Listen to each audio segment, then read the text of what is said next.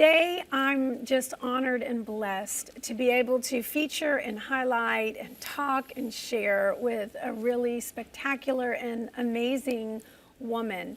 I really believe that God is on the move when it comes to the 7 mountains of influence. And we're all called to share the good news. We're all called to preach the gospel. We're all called to be evangelists. And so he plants us in different spheres of influence.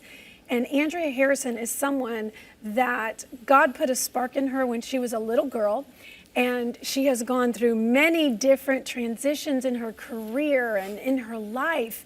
But everywhere she goes, she makes a huge statement for Jesus. And she applies the principles of the word, the promises of the word, and she has disciples. And so, Andrea, thank you for being with you. I'm so happy to be here with you.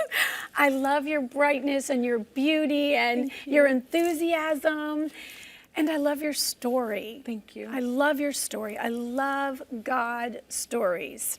So, I know we have women watching that some women are like, you know, when I was a little girl, I had a dream. And I know as a little girl, you had a dream. And then sometimes, you know, it takes a while for the dots to connect. So tell us about the God dream in your heart and when you had this realization, I've got to get back to the things that God gifted me to do.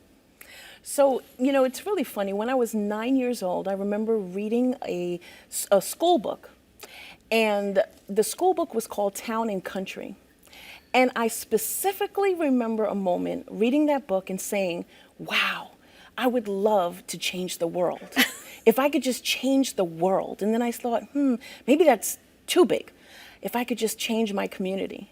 If I could just change my town. And I remember at 9 years old saying, if I could just make an impact in one person's life, I would be happy. And at 9 years old, thinking that, I didn't know what was going to happen or how God was going to play it out, but I knew that I had a willing heart. And of course, that's because of my upbringing. You know, my mom, single mom, pouring into me, loving on me, and teaching me about Jesus. Yeah. And that is the game changer. Yes. Yeah.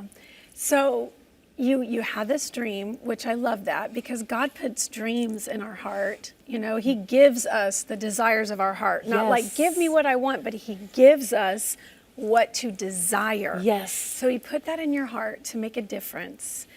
So then we fast forward, you know, you've spoken this to the Lord and you go through things women go through. You get married and you have a child and you became a professional career woman and you worked in the legal industry, right? Yes. For how long? I was there for 25 years. I was a paralegal for over 25 years. Now that's a committed career woman. And to be honest with you, I never thought I would do anything else. I thought that was it, that I would retire as a paralegal, but God had other plans. He did. Okay, so what, I know it has to do with your daughter, but what started tugging at your heart, that still small, quiet voice of the Holy Spirit that was saying, hey, remember what you whispered when you were 9? Well, you know, when I was in my early 20s, I was living in the Bronx, New York City. Woo-hoo! And yes. Mets or Yankees? Yankees. Of course. My husband too. My husband Yankees. too. Yeah, I'm glad you didn't say Mets. There's an eject button on the side of that. Yeah. No, I'm glad you said Yankees.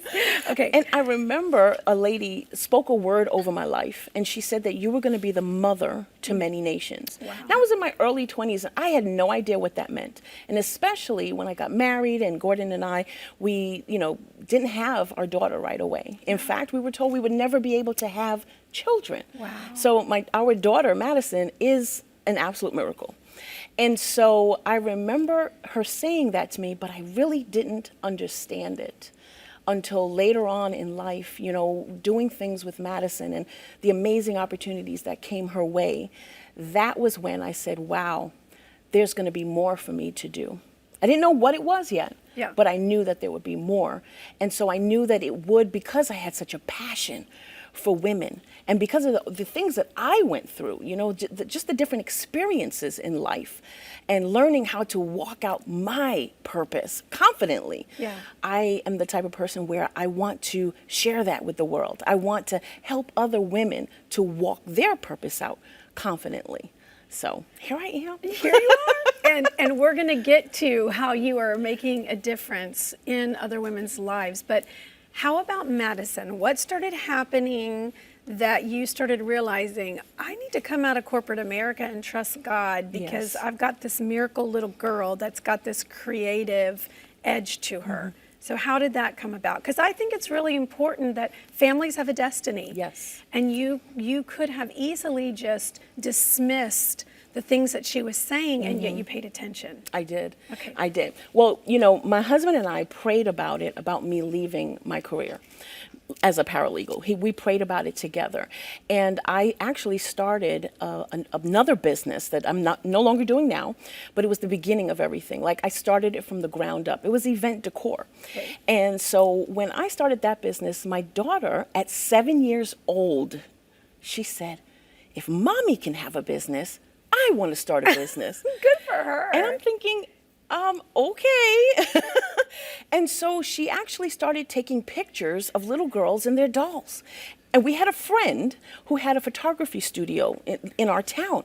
And she called her up and she said, could I rent out your studio? I have a new business and I need exposure for my business at 7. Wow. And so she said, sure. She said, you know, how much can you afford? She said, I can do it for $2 an hour. And to watch her work, my husband and I, we thought that this was like a play date on steroids. Yeah. Okay, it was just like, we just thought it was just big play date. She was so serious about her craft. Wow. And so the media got a hold of it. And so she went from the local newspaper to radio to national television shows. And it was amazing when they said to her, if you could photograph anybody in the world, who would it be? And she said, the President of the United States. She dreamed big. She did. And when they asked her, you know, I asked her after, I'm like, really? The president? Because I'm thinking, you know, as adults, our life experiences teach us to sometimes be fearful. Yeah. And so I'm thinking, how are we going to make this happen? You can't get next to the President of the United States. And so I asked her, I said, Madison, why did you choose the president? She said, I had to dream big, Mommy, because if I can dream big and if I can accomplish that dream, then a lot of other little girls, a lot of other children, they will know that they can dream big and accomplish their dreams too.